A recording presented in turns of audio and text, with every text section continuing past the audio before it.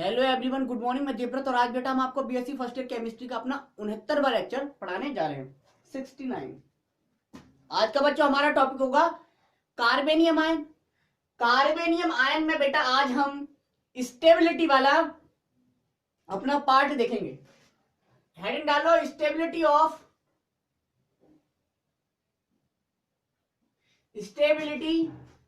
Of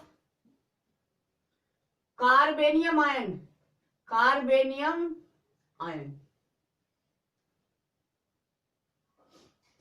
चूंकि हमने aliphatic कार्बेनियम ion पढ़े हैं तो हमने ये पढ़ा था बेटा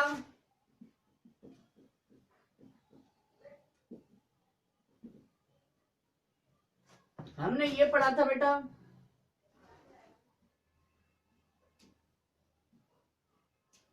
हमने ये पढ़ा था बेटा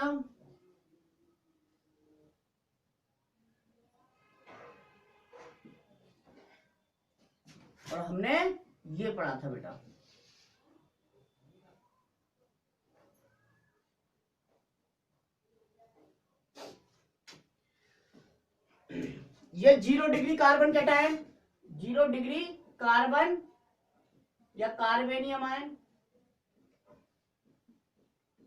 ये 1 डिग्री कार्बेनियम आयन। ठीक, ये 2 डिग्री कार्बेनियम आयन, ये 3 डिग्री कार्बेनियम आयन।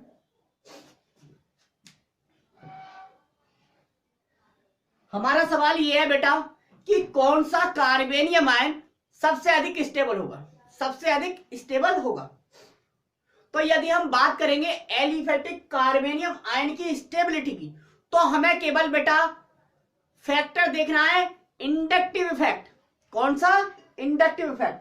अर्थात हम कह सकते हैं एलिफेटिक कार्बेनियम आयन या कार्बन कैटायन की स्टेबिलिटी को हम प्रेरणिक प्रभाव के आधार पर समझा सकते हैं, पर एक्सप्लेन किया जा सकता है।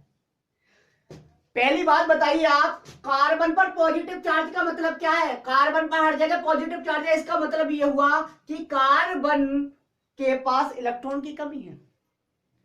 अब जिसके पास इलेक्ट्रॉन की कमी है उसे स्टेबिलिटी कौन प्रदान करेगा बेटा? उसे स्टेबिलिटी वो प्रदान करेगा जो इलेक्ट्रॉन उसकी तरफ को देता होगा, जो उसकी ओर को इलेक्ट्रॉन डोनेट करता होगा। चूंकि इस पे पॉजिटिव चार्ज है, भाई सोचिए आपके पास धन का अभाव है तो आप किन लोगों से मिलना पसंद करेंगे? जिनके पास धन की अधिकता है भैया, ताकि आपको वो धन दे सके, वहां पे स्टेबल हो सके। आप कंगाल है तो आप क्या सोचेंगे, मुझे कंगाल चाहिए?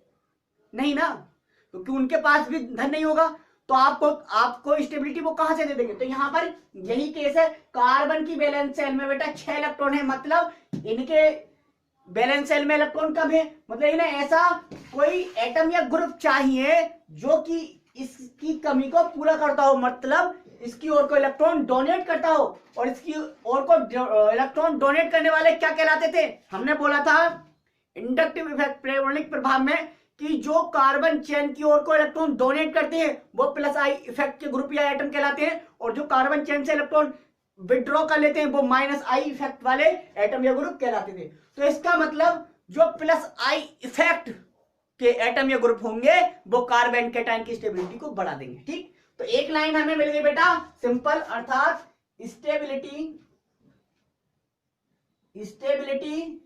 ऑफ कार्बोकैटायन या carbenium ion is directly proportional to plus I effect. ठीक, प्लस आई इफेक्ट के क्या है बेटा? डायरेक्टली प्रोपोर्शनल है। जबकि अगर हम बात करें स्टेबिलिटी ऑफ कार्बन कैटायन की, इनवर्सली किसके प्रोपोर्शनल होगी? Minus I effect. मतलब stability of carbon cation is inversely proportional minus I effect. अब हमने देखा बच्चों प्राइमरी कार्बन, इन चारों कार्बन कैटायन में हमें तुलना करनी है कौन सा ज्यादा स्टेबल है। तो हमें देखना होगा पहले वाला प्लस आई इफेक्ट ग्रुप देखें।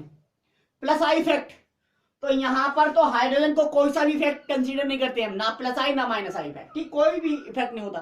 तो यहां पे तो हाइड्रोजन में कोई इफेक्ट नहीं, मतलब नो इफेक्ट, नो इफेक्ट, कोई इफेक्ट नहीं, ठीक। अच्छा यहां देखें आप, यहां पर यह है एल्किल ग्रुप, मैथिल ग्रुप, यानी कि एल्किल ग्रुप, ये क्या है, एल्किल ग्रुप। हमने बेटा जब आपको चैप्टर पढ़ाया था, कौन सा, पहला chapter bonding and molecular structure, वहां पर हमने इंडक्टिव इफेक्ट में सभी ग्रुप को, जो प्लस आई इफेक्ट वाले ग्रुप थे उन्हें लिखा था और माइनस आई इफेक्ट वाले ग्रुप को लिखा था। प्लस आई इफेक्ट ग्रुप में हमने केवल एल्किल ग्रुप लिखे थे, क्या लिखे थे, एल्किल ग्रुप। तो ये एल्किल ग्रुप है, इसका मतलब ये तो प्लस आई इफेक्ट यहां पर एक जगह लग रहा है, यहां नहीं, देखो प्लस आई इफेक्ट क्या जगह लग रहा है बेटा, एक जगह, ठीक। यहां पे तो प्लस आई इफेक्ट दो जगह, यहां पे प्लस आई कितनी जगह हो गया, दो जगह। यहां देखा तो यहां पर प्लस आई तीन जगह, प्लस आई और प्लस आई, यहां पर तीन जगह प्लस आई इफेक्ट। यह खुद सोचिए, कॉमन सेंस बेटा, हाइड्रोजन तो कुछ नहीं करेगा, ये मैथिल ग्रुप क्या करता है, कार्बन की ओर को इलेक्ट्रॉन, इसकी ओर को इलेक्ट्रॉन डोनेट कर रहा है। अब सोचिए इसके पास इलेक्ट्रॉन की कमी, तो इसका मतलब ये इससे पूरी कर रहा होगा इलेक्ट्रॉन की, ठीक है। लेकिन एक बेचारा क्या भाड़ फोड़ेगा, चना थोड़ी ना फोड़ देगा, तो यहां पर क्या करेगा, ये यहां दो जगह दे रहे हैं, ये भी दे रहा है इस कार्बन एटम को और ये भी दे रहा है, ठीक। तो इसे और ज्यादा इलेक्ट्रॉन अवेलेबल हो गए इसकी वैलेंस शेल के लिए। यहां पर ये तीन जने दे रहे हैं बेटा, कितने, तीन मेंबर, तीन सदस्य, ठीक है, तीन सदस्य दे रहे हैं। अब बताइए आप कहां पे सबसे ज्यादा आसानी से इसे इलेक्ट्रॉन प्रोवाइड होंगे, यहां पर मिलेंगे सबसे ज्यादा इलेक्ट्रॉन, इसे यहां मिलेंगे, सबसे ज्यादा स्टेबिलिटी यहां होगी। या खुद सोचिए, मैंने क्या बताया था, यहाँ पे कोई इफेक्ट नहीं, यहाँ एक जगह प्लस आई इफेक्ट, यहाँ पे दो जगह प्लस आई इफेक्ट, यहाँ पे तीन जगह प्लस आई इफेक्ट। तो आप जानते हैं stability of carbon cation is directly proportional plus I effect, मतलब यदि प्लस आई इफेक्ट बढ़ेगा बेटा, तो कैटायन की, यदि प्लस आई इफेक्ट बढ़ेगा तो कैटायन की स्टेबिलिटी, कार्बन कैटायन की स्टेबिलिटी बढ़ जाएगी, खत्म। तो यहां पर सबसे ज्यादा स्टेबल टर्सरी, ये ऑर्डर आ गया बेटा, ठीक, नोट कर लो।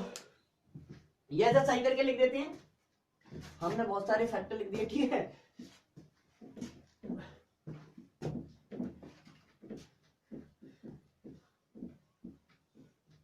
सबसे ज्यादा स्टेबल तो एरोमेटिक कार्बन कैटायन होगा, लेकिन बात ये यहां पर केवल एलिफेटिक कार्बन कैटायन की बात चल रही है, एलिफेटिक, क्योंकि एलिफेटिक ही हमने पढ़े हैं। तो ये बताया था हमने, ये ठीक है, ये सबसे कम है, इससे ज्यादा स्टेबल ये है, ठीक है बेटा, इससे ज्यादा स्टेबल ये है,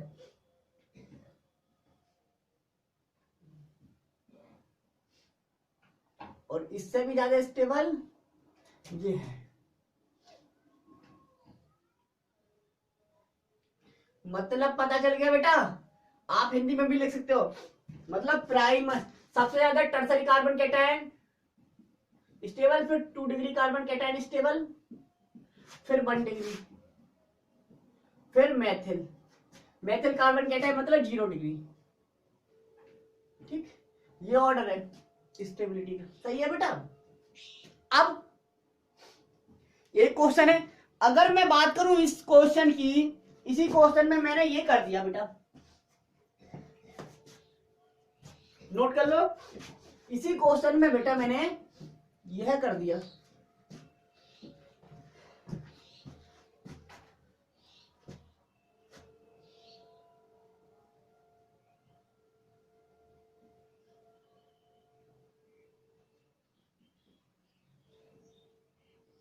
ठीक।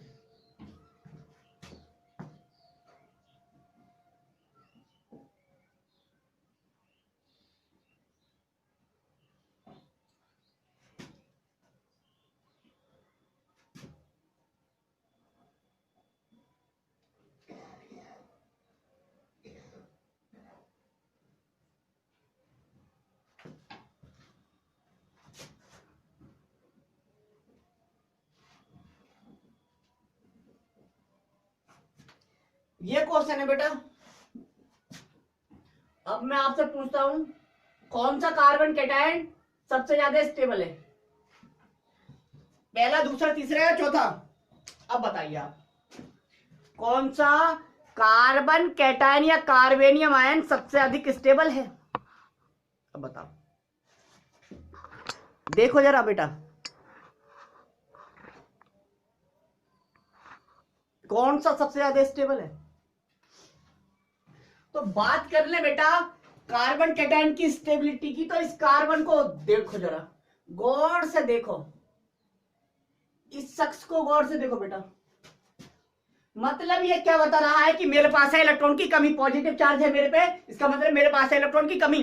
अब जो भी एटम या ग्रुप मेरे से जुड़ेंगे वो वाले मुझे ज्यादा स्टेबल करेंगे जो ऐसी प्रवृत्ति रखते हैं या जिनकी ऐसी टेंडेंसी होती है कि वे इलेक्ट्रॉन डोनेट करते हैं, तो वो मुझे अधिक स्टेबल करेंगे।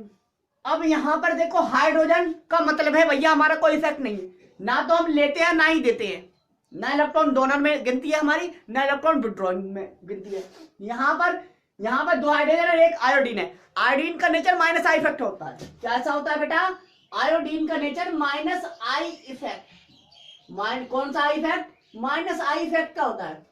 अब माइनस आई इफेक्ट है तो इन सब में माइनस आई इफेक्ट है, इसका मतलब तो इस क्वेश्चन को अब हमें माइनस आई इफेक्ट से सोल्व करना है। कैसे? माइनस आई इफेक्ट, यहां 2 जगह माइनस आई इफेक्ट, 1 और 1 2, यहां पे 3 जगह 1 2 3, मतलब 3 जगह, ठीक, 1 2 3, 3 माइनस आई इफेक्ट, यहाँ 2 माइनस आई इफेक्ट, यहाँ आई 1 माइनस आई इफेक्ट और यहाँ कुछ भी नहीं। माइनस आई इफेक्ट का मतलब आप जानते थे कि कार्बन कैटायन की स्टेबिलिटी इनवर्सली प्रोपोर्शनल होती है माइनस आई इफेक्ट के। मतलब अगर माइनस आई इफेक्ट बढ़ेगा तो स्टेबिलिटी कार्बन कैटायन की घटेगी। मतलब सबसे ज्यादा माइनस आई इफेक्ट बढ़ा हुआ यहां पर है तो सबसे कम स्टेबिलिटी इसकी होगी, यहां इससे ज्यादा होगी, यहां इससे ज्यादा होगी, और यहां कोई माइनस आई इफेक्ट नहीं, इसका मतलब इसकी स्टेबिलिटी सबसे ज्यादा। मतलब हम लिख सकते हैं लो। अब सबसे कम स्टेबल ये हो गया, ठीक, तो ये हो गया बेटा स्टेबिलिटी ऑफ कार्बन कैटायन या कार्बेनियम आयन। तो आज हमने बेटा कार्बन कैटायन या कार्बेनियम आयन बिल्कुल फिनिश कर दिया। So thank you very much.